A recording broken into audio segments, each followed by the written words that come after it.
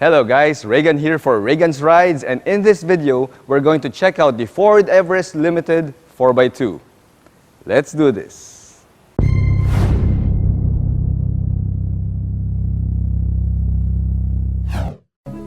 The arrival of the next-gen Ford Everest has gotten a lot of people confused, especially for the 4x2 trims. See, we get 4 variants of the Everest 4x2, all of which have the same engine, transmission, and mechanical bits. With so many similarities between the variants, it would make a lot of sense to just get the base Trend variant and save a ton of money. For example, look at this Ford Everest Limited 4x2. With a retail price of 1,999,000 Philippine pesos, it is 200,000 pesos more expensive than the base Trend variant. So why would anybody pay that extra cash for something that is mechanically the same? Let's find out.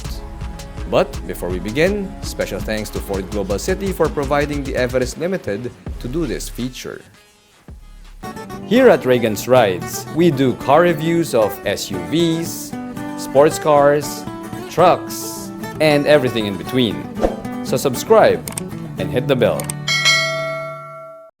See, any pragmatic person will go and say, heck, the base model Ford Everest Trend has all of the basics anyway, so why would I even spend more than I should, right?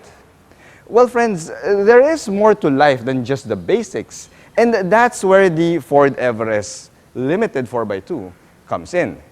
You see, it adds a few more key convenience features that should make your life easier, but if it's worth the extra 200 grand, yeah, well, it's entirely up to you. See, the front fascia of the Everest Limited is almost identical to the base model Everest Trend, save for one tiny yet functional difference. This Everest Limited 4x2 gets the same full LED lighting units as well as that Ford Everest front grille, but I did notice that this Everest Limited gets a set of front parking sensors, which is the only improvement here up front versus the base model Everest Trend. Here on the side, the Everest Limited is exactly identical to the Everest Trend.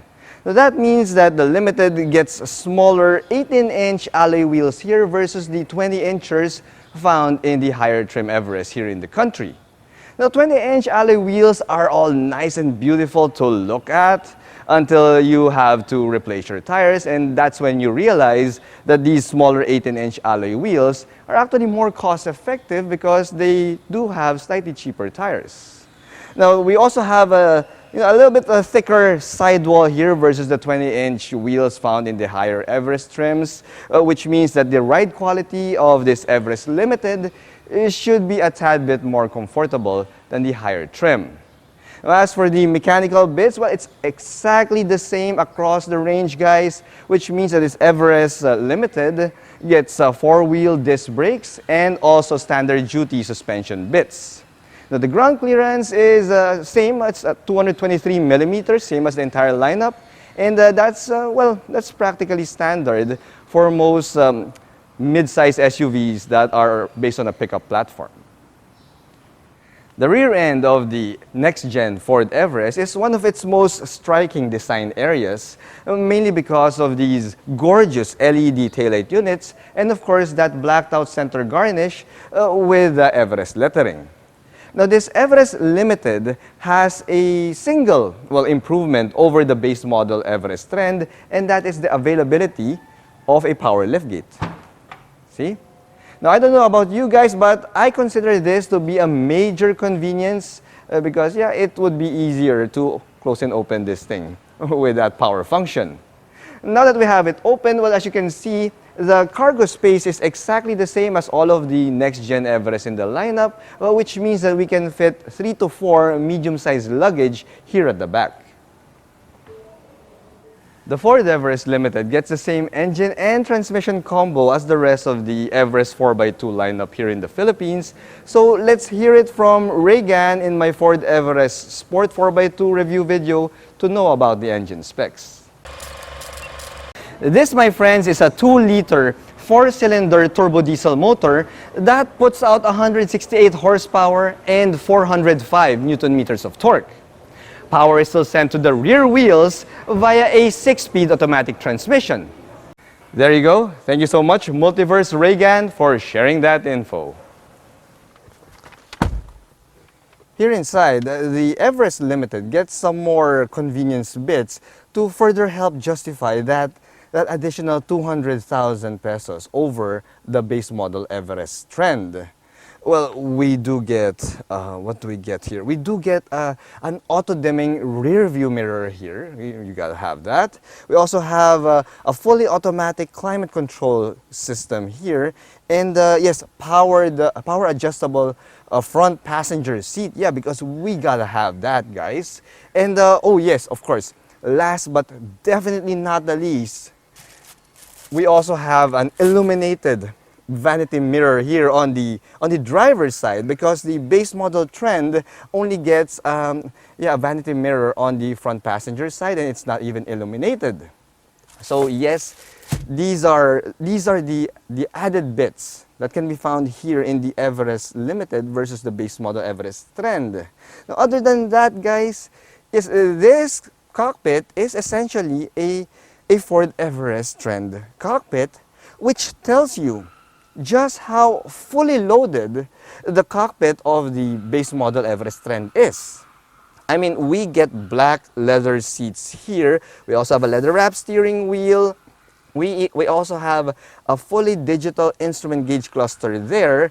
And yeah, this Everest Limited also has the same 10-inch portrait style touchscreen infotainment system that comes with wireless Apple CarPlay, wireless Android Auto, and the image of a reverse camera. Now, as for the safety bits, guys, well, as you're seeing on your screen, it is exactly identical to the base model Everest Trend, which is quite decent, although it is a bit lacking when it comes to the driver assist area. Now, guys, this is a stylish and functional cabin here, and I would even go as far as saying, guys, that this cabin, in terms of features, functionality, and design, is miles and miles ahead of the rest of the competition in the pickup-based 7-seater midsize SUV category.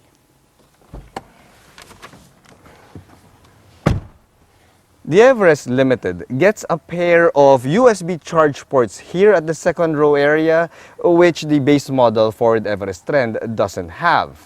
Now, other than that, guys, well, this second row area is practically identical to the base model Everest Trend, which means that we get a nice and spacious passenger area here, much bigger than, let's say, the second row seats of Toyota Fortuner or even the Mitsubishi Montero Sport. Now, that has always been one of the main selling points of the Ford Everest, which is ample space for all of your passengers. Now, as for the third row seats, guys, I am going to call again on Multiverse Reagan from my Ford Everest Sport review video to give you the lowdown on the third row seats. At 5'6", guys, it's quite comfortable here in the third row. I still get around an inch worth of knee room here, and the headroom is around 2 inches. Now, in terms of comfort, guys, well, we do get ceiling-mounted AC vents here, so I should be cool and comfortable here at the back. Plus, I also have a pair of cup holders for your drinks. And yeah, I don't see any charge ports except for a 12-volt outlet here. So yeah, unfortunately, we don't get any USB charge ports here at the third row seats. All right, thank you so much, Multiverse Reagan. You're such a handsome dude. So, the Everest Limited gets front parking sensors, a power tailgate, 2 USB ports at the second row, auto-dimming rear view mirror, automatic climate control, a power adjustable front passenger seat, and of course, the driver's side illuminated vanity mirror.